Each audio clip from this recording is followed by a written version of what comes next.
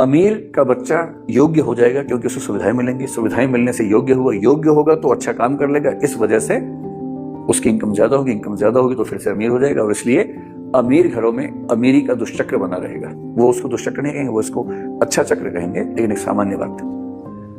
अब इसका विपरीत देखिए कि एक व्यक्ति गरीब है, पुअर है, गरीब घर में पैदा हुआ है,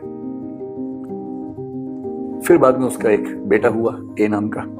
क्योंकि ए गरीब है इसलिए उसको अच्छी शिक्षा नहीं मिलेगी, अच्छी शिक्षा नहीं मिलेगी, बचपन से उसको काम करना पड़ेगा, किसी चाय की दुकान पे उसको छोटू बन के चाय बेचनी पड़ेगी, पढ़ने का तो मौका मिलेगा ही नहीं। और इस वजह से ये बच्चा बहुत एबल नहीं हो पाएगा। ये आप कह सकते हैं कि अनेबल किस्म का बच्चा, अयोग्य किस्म का बच्चा होकर रह जाएगा।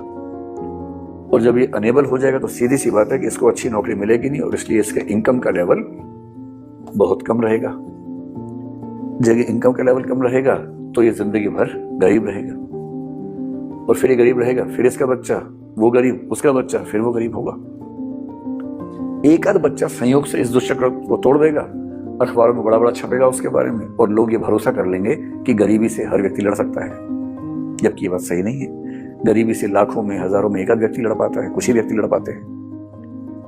और इसका मतलब ये हुआ कि जब आप मेरिटोक्रेसी की बात करते हैं तो आपको समझना पड़ेगा कि मेरिट आमतौर पर जन्मजात नहीं होती है। मेरिट का ज्यादा बड़ा हिस्सा माहौल से आता है, और क्योंकि समुदाय में, समाज में बराबरी नहीं है, इसलिए जो लोग बेहतर स्थिति में हैं उनकी हर पीढ़ी में योग्यता और अमीरी पैदा होती रहेगी। और मेरिटोक्रेसी के नाम पर दरअसल जो प्लूटोक्रेसी होती है, जो समाज के अमीर लोग हैं उनका शासन होता है, वो पीढ़ी दर पीढ़ी चलता रहता है, और गरीब लोगों को या पिछड़े व्यक्तियों को अयोग्य कह कहकर हर पीढ़ी में हम खारिज करते रहते हैं। इसलिए मेरिटोक्रेसी दरअसल मेरिटोक्रेसी ना होकर के प्लूटोक्रेसी है, अमीरों का साम्राज्य है, क्योंकि उनको सुविधाएं मिलती हैं इसलिए वो ज्यादा योग्य अपने आप को साबित कर लेते हैं।